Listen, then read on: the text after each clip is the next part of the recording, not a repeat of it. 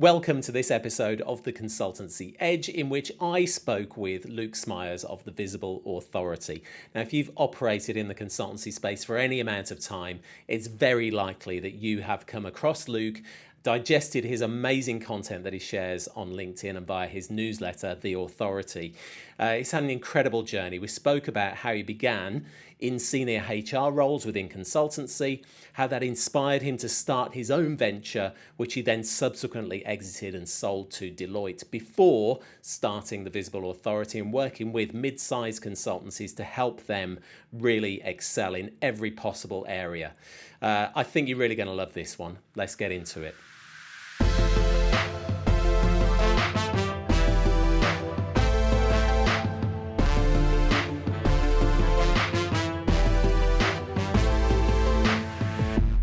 Luk Smeyers, welcome to the Consultancy Edge. Hi, Matt.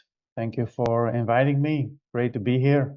No problem at all. Listen, you were one of the very first names that came to mind when Feel honored. I conceived of this. Yeah, exactly. Yeah, we're operating in very, very similar circles, of course, but I know that you've got a very specific offering. You're helping consultancies in that sort of mid-size range to sell better, to grow better as consultancies. Tell us a little bit about the Visible Authority, if you would. It actually all started many years ago, so 2007-8, when I left my corporate role as a CHRO, but in consulting. So I was CHRO in a consulting at Nielsen, which is one of the largest market research consultancies in the world.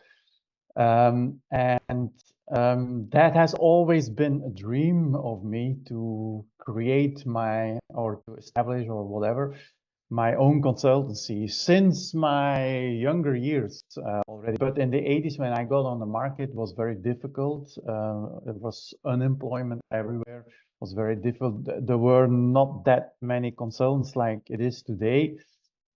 So I started my plan B, which was in HR, which was actually a great career. But in 2008, after, let's say, 20 years of corporate work, I decided to leave and start my own consultancy. And so that is what I've been doing ever since then in a few steps shortly.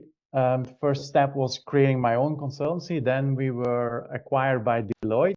And then after my earnout period, I left Deloitte. And I was already within Deloitte advising on practice performance. And that is what I'm doing today. So 5 years ago, 2019, I left Deloitte and kept doing what I'm doing today, which is, let's say, performance improvement advice for mid-sized consultancy. So that's it in a nutshell, I'd say. Wonderful. I know that that's a hugely required set of skills, that the whole kind of practice performance side of things. What are some of the challenges that you see in the consultancy space that drove you to create this and to make that your focus? I'd say what I'm seeing a lot, and I'm probably a little bit biased because those are, of course, the consultancies that call me for support. But what I'm seeing a lot is that consultancies, a few people get together, some leave big firm consulting, some come from corporate roles, some are like mixed, and they're all having like the idea of we have a certain expertise, let's bring that together and let's get started as a consultancy, let's sell our expertise. And I think there are two big challenges by doing so.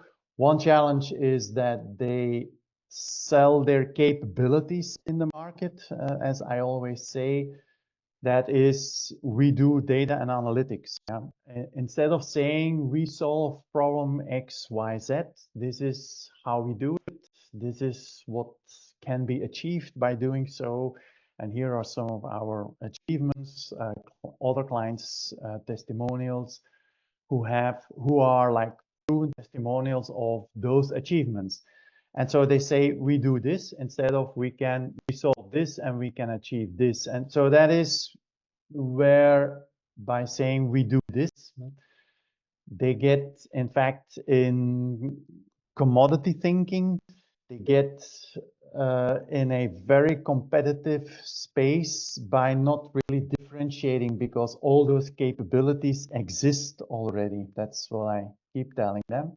Second thing is that the second challenge, as I said, is that they start a little bit with, okay, let's go ahead.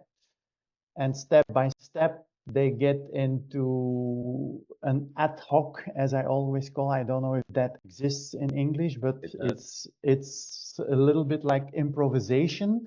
It's going with the flow. It's focusing on the most urgent matters and issues, on the latest whatever trends and evolutions, and saying yes a lot, which in the beginning I understand. I've been there myself. So you say yes a lot to all sorts of requests, but soon they find out, oh my God, we are saying yes here and yes there, and it's completely fragmented now. And that is the what I call the ad hoc approach, so improvisation approach, going with the flow instead of really designing the consultancy for success, which means, and we can go in there later in the chat, which is of course starting from strategy. Who are we? What are our ambitions? Where do we want to get? And then organizing, structuring, including all the things that we know, value proposition design, service design, um, and signature methodology design, and all those things, which is design for success, as I always call it. So those are the two challenges that I see when consultancies get started or when people get together and create a new consultancy, which can last if they don't do anything, which can really get like almost, how can I say it, anchored in the way they do business for the next 5 to 10 years. And those typical struggles, and we can dive into that, will always repeat themselves. And they will, as I always say, somehow they will always be in a underperformance mode, as I call it. And we can talk about what is then good performance, and we can dive into that later. Yeah, I go with that. I think a lot of consultancies just really don't know the potential of what they could do because Yeah, they're stuck in that mode. That's all they know. That's the way they yeah, operate. So I get that, Luke. Um, Now I often ask people, Luke, what their early experience of consultancy was. We spoke about that, or you did just a short while ago, about most people come from that, perhaps that world of corporate. Maybe they've worked in large consultancies and they spin off to do their own thing and yeah, they grow as a team. For you, you speak about how this is something you've wanted to do and even something you've dreamt of for a very long time back into your yeah. youth. I mean, so where did that inspiration come from? What drove you to get into this world of consultancy? I'm. It's actually a bit strange, but um, I, as a young boy, a young guy, I had this crazy dream of traveling around the world with my briefcase and advising people. I don't know where that comes from. um, and I don't have my parents were not in this kind of activity or business. The rest of the family was not involved in any sort of consultancy or advisory roles. So I don't know. And in my first part of my career, which is the HR career, as a CHRO, I got into large-scale transformation responsibilities. So that was like 90% of my work for the last most relevant decade, I would say, of my HR corporate role. And people were always giving me that feedback. You are like our internal consultant. So people came to me for all sorts of advice, and I was always happy to help them. And bit by bit, that kind of strengthened this crazy idea of the guy traveling around with a briefcase. And so, yeah, then I did the big jump. Ultimately, yeah, it's actually a bit, yeah, it's not really a very special story.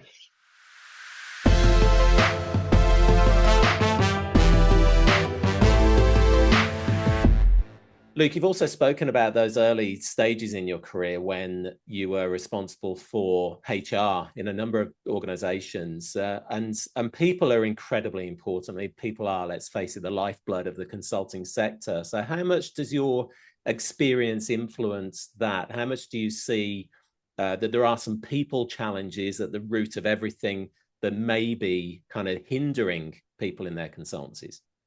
To me, when I review a consultancy or when I assess the performance of a consultancy, of course, that's one of the four things, and we can go back to the four things later, but the team and the people performance or situation is of course, consulting is a people business, and if that particular aspect or component of running a consultancy isn't taken care of professionally and in a let's say also a properly designed way, then consultancies will always struggle. I've seen that myself. So in the early years, especially when you start a consultancy and then you start growing, the hiring thing, of course, is one of the most difficult things I've made. Even with my long HR career, I made quite a few mistakes in the hiring process of consultants because that was new to me to a certain degree, for my own hiring for my own consultancy. And so it's a very important focus. And to me, it's one of the four elements of a successful consultancy. Yeah. Yeah, wonderful. I want to learn about those early stages in consultancy for you as well, Luke. I mean, what, can you cite, just to give some inspiration perhaps to our listeners and watchers here, what was an early big win for you in the world of consultancy? Can you remember a time where there was a big breakthrough? You know, sometimes it's that big client win or something else. What was it for you? Yeah, actually, that's to me, it's an easy case to explain. It was in I think it was 2014, 15, the year before we got acquired by Deloitte. Um, we signed a deal with a Benelux retail bank, and that was a huge success that they came to us.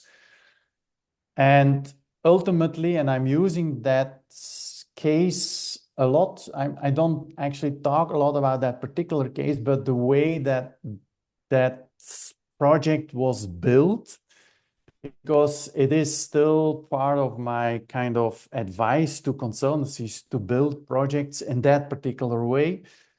I always say you need to have like 1/3 new clients and 2/3 is client retention and development. So 2/3 is of the revenue, I mean, should come from clients, existing clients that came to you, stay with you, and you develop them over an extended period. And in this particular case, that was 3 years. It ultimately became a 1 million revenue project. And I'd say it was the most ideal structure of a project, which I'm still using, I'm still advising, which started with a paid discovery service that the outcome of the discovery project, which was, by the way, 150K, which is also, looking back, the biggest ever discovery project that I sold. But the outcome, again, was a roadmap, and the roadmap was the plan for the next 2-3 years in improving the issue, let's call it the issue that we were, of course, helping with trying to solve that particular challenge. So remember, we were an analytics consultancy. So it has a lot of the, let's say, ideal components in it, which is pay discovery, which is roadmap development, which is long-term planning, as I always call it, programmatic client development. So not like after an initial project, you call them and say, is there anything else we can do? No, it is already in that roadmap. It's programmatic. The client can see what ideally they should do in the next 2 years to really solve the issue or to adopt the solution that you came up with. And then ultimately, of course, by doing so, creating a highly profitable, because it's premium priced, because of the unique methodology, or as I always call it, the signature methodology that is included in doing so. So the roadmap, in fact, explains all the components of the methodology. And by doing so, it's premium price, and premium price if you can retain the client and develop the client, so you don't have the same costs as onboarding new clients all the time. So also the projects and the project components also are extremely profitable, so high margin. So at the end, it's a very, very profitable project if you can do it that way. And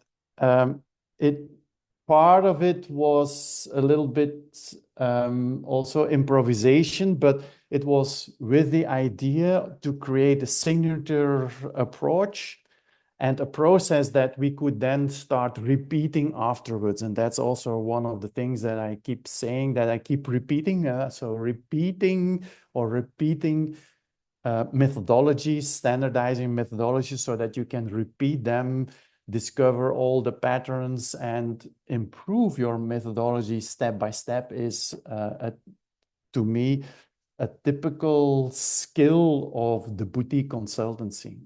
Yeah, So wonderful. yeah, that's my I want client to retention and client development is key to success. That would be like my conclusion, which I really learned in that particular project.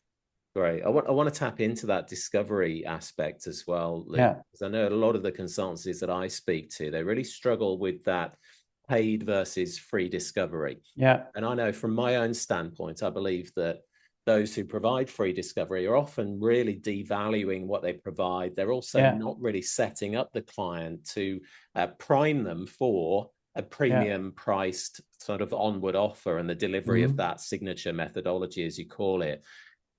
What have you noticed in terms of helping your boutique clients to really sort of lift themselves, step out of, I guess, that sort of imposter syndrome mindset or devaluation of what they're doing and move from free to paid discovery? What are your observations on that? Yeah, actually, I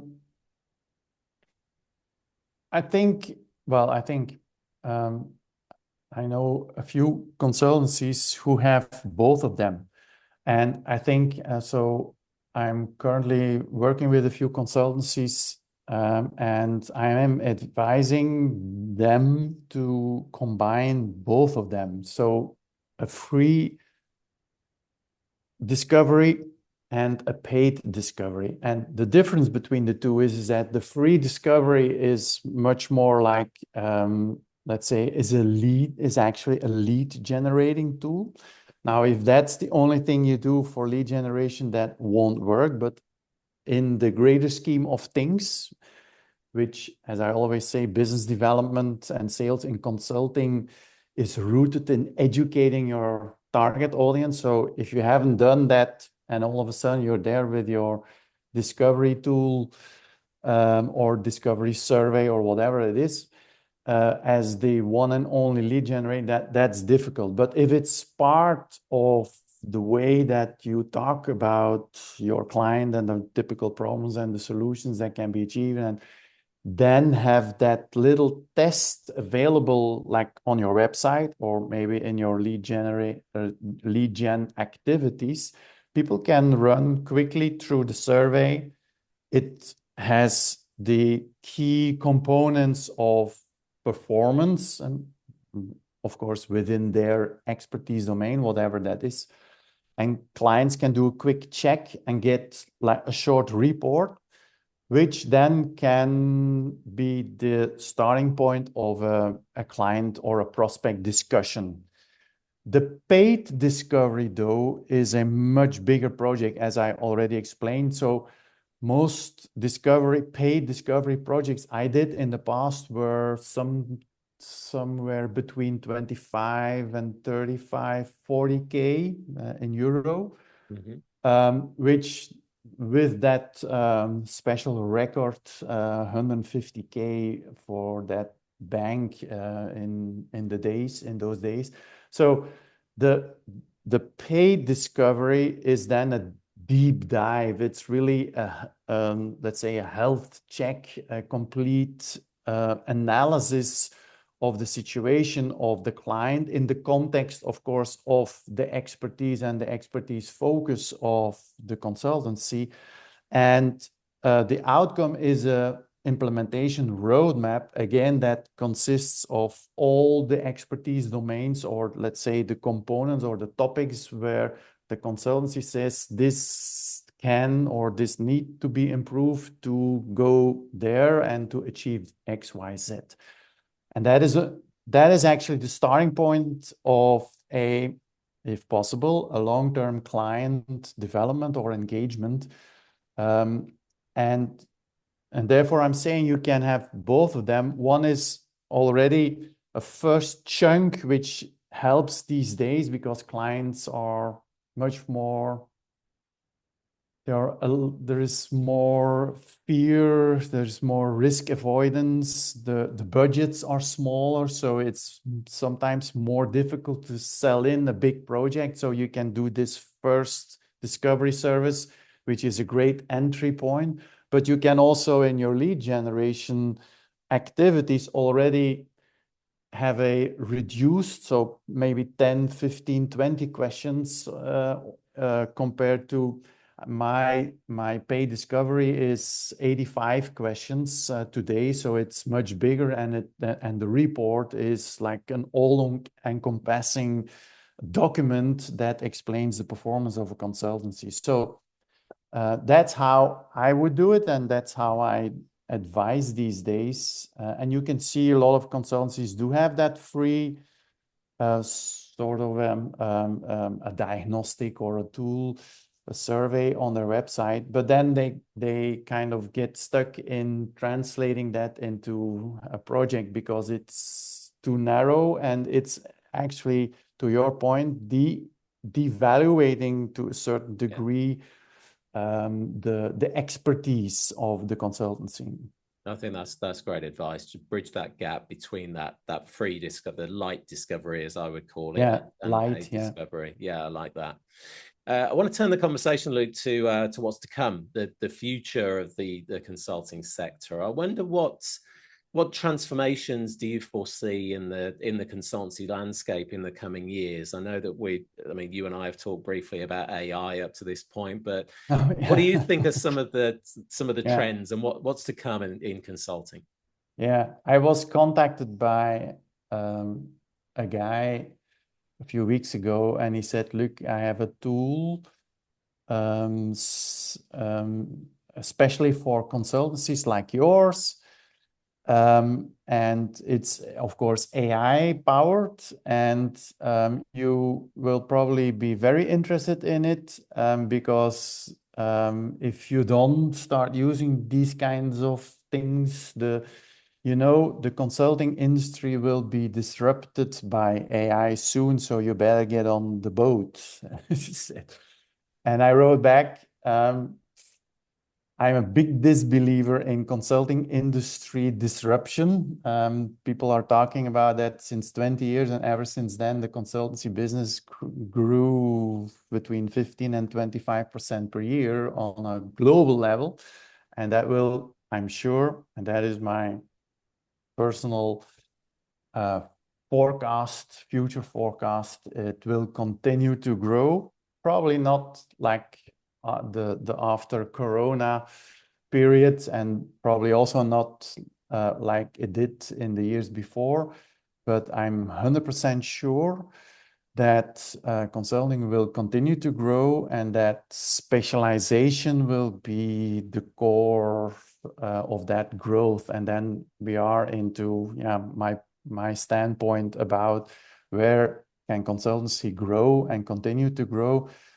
The reason why I'm saying this and talking about specialization all the time is that, and we all seeing that and experiencing that,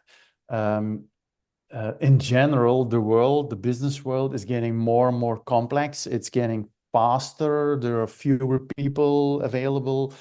The budget are smaller. The troubles are bigger, and the solutions are not always there. So, and they don't have the internal expertise and capacity and repetition of having done certain solution approaches, of course, which consultancies have. And of course, there's a lot of talk about things that went wrong in the past, but I really don't like the consultancy bashing. Of course, things went wrong left and right, and especially in the bigger firms, things didn't always go right, and ethics were sometimes heavily under pressure. But when I look at the space in which I operate, which is the boutique, the specialized boutique consultancy, that is growing. And if you do well, you can continue to grow. I would feel comfortable, and I have to be careful not to come across as arrogant, but I'm sure if I could bring a few people together in a certain specialization, that we could be successful within a period of 3 years, which means that there is revenue and margin stability that is possible today. That's wonderful. And that's something that a lot of consultancy leaders are really aspiring to right now. And I'm sure that's going to come Yeah. as some solace in terms of the future. I know that you've talked about the improvements in agility, collaboration, and knowledge sharing in consultancy as well, Luke. Just expand on that for me, if you will. How do you see that changing the current dynamic of some consultancies, which tends to be very sort of one directional and all about delivery?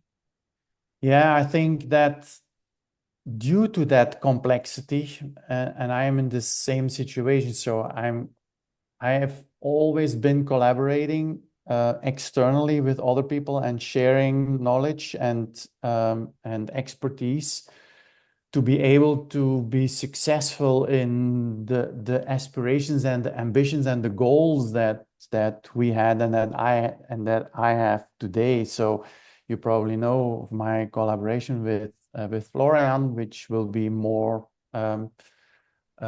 formalized in a few weeks from now. So he is much more specialized in marketing, which is not really my expertise. So I'm more into the trenches of running a consultancy.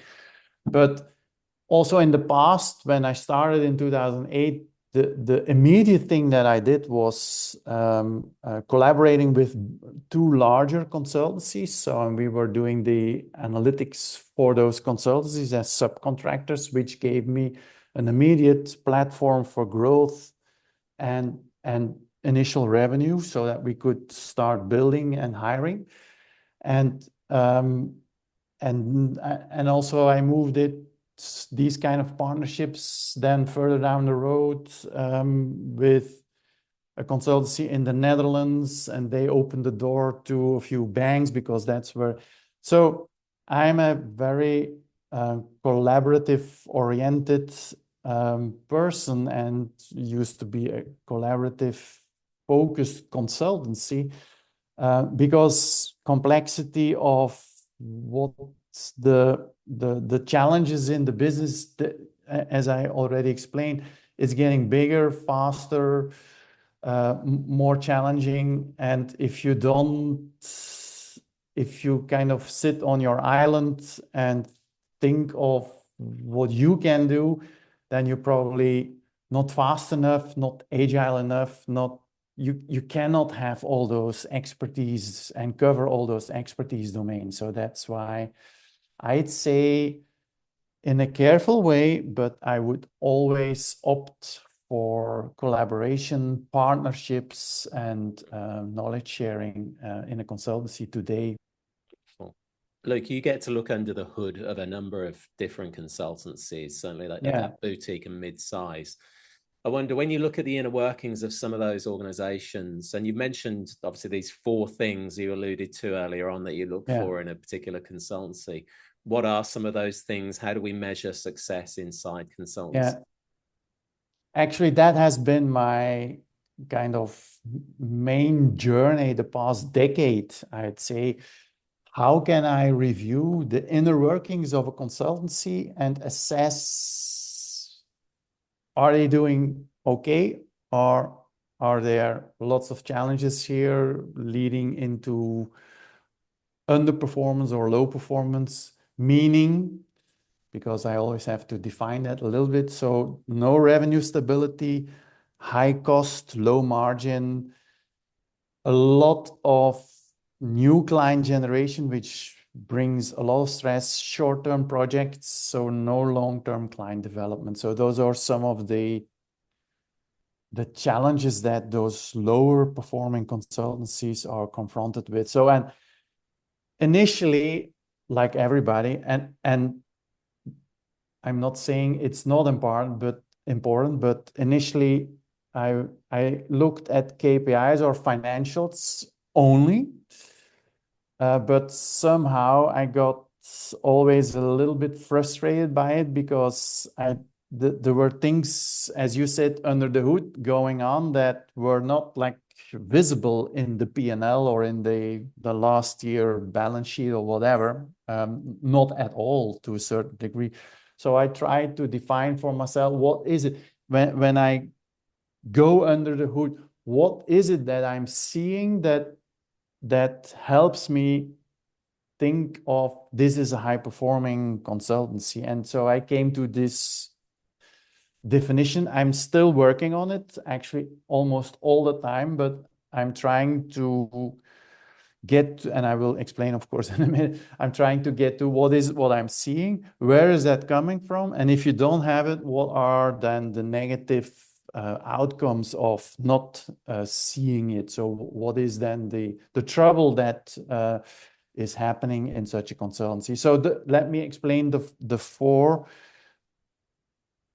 topics or characteristics or whatever you call it. So it's a consultancy that has clients that seek them out for their expertise reputation. So clients come to the consultancy, which means they're not chasing the clients all the time, because that is really extremely difficult for a consultancy if clients are not seeking them out, if there is like organic client acquisition. So that's one.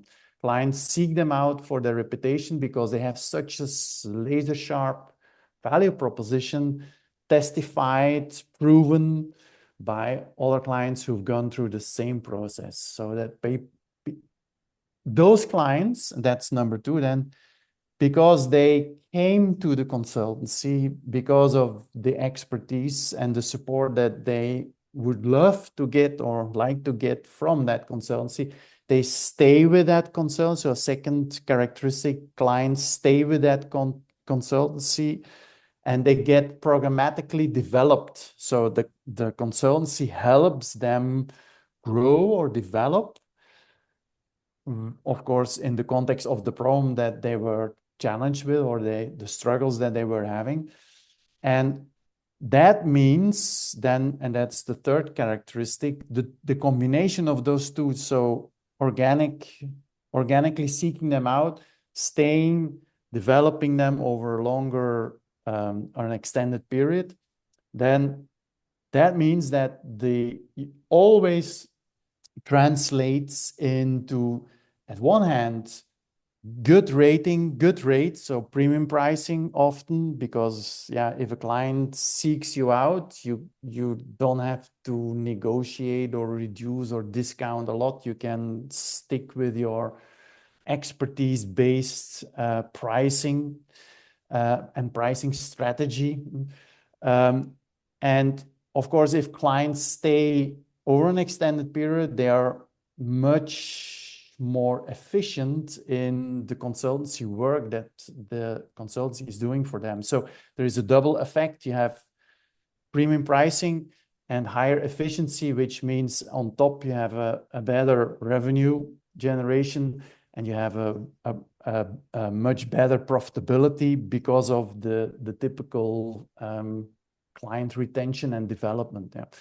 And then finally, I haven't written a lot about it, but I have a post, a LinkedIn post ready to be shared or published, which is, if those consultancies have a great value proposition, client value proposition, that very often, not to say almost always, translates into a great employee value proposition. So, or an EVP, as they say. So those consultancies have an easier employee attraction, longer retention, and a better atmosphere or / culture, whatever you call it, which then also reduce hiring costs, training costs, because they stay longer. Because of the consultancy has a signature methodology, standardized to a high degree, training costs are lower. And overall, because the employees or the consultants are staying longer, project disruption is also lower. So those are the four. The clients seek them out, client retention and development, high profitability as a result of that. And then also as a result, a great employee value proposition where consultants stay longer and, of course, create a more powerful consultancy expertise reputation. Yeah. I love that last one, Luke. That's a long story. Sorry. It is no, but it was worth going into, because I know that that's the heartbeat of the visible authority and your methodology. And reflecting on that last one is something I've spoken about from a positioning standpoint, of course, that you will attract not just the clients, but the people generally, employees, who need the vision. They need to know the journey that you're going on and that you're going to take them with you.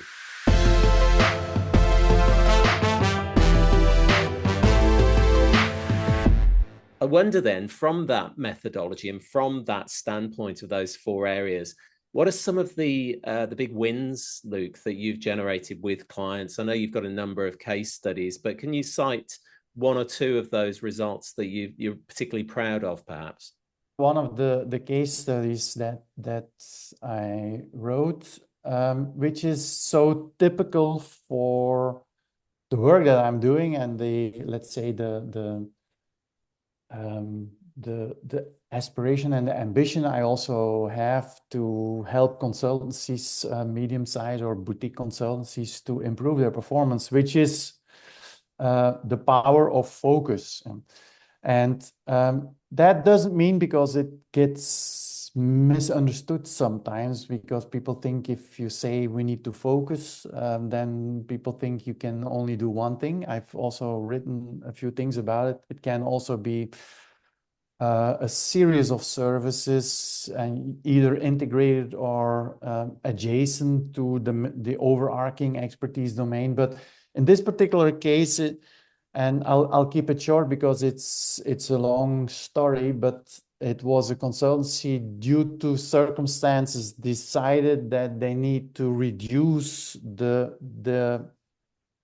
little bit, too fragmented service offerings. So they reduced it with one entire practice. So they shut down an entire practice, reduced the overall revenue with 30%, which was a very difficult decision, but they were so keen to get more focus again. And so the fragmentation was like, had happened the past decade by saying, all right, we can also do this, we can also do that, and why don't we also? And then a client asked to say, oh yeah, it's maybe also a good. So it's a legacy evolution. So the legacy depth almost of fragmented services, and they wanted to reduce that again. So they took out an entire practice, reduced it again, reestablish them as those guys with that particular focus. They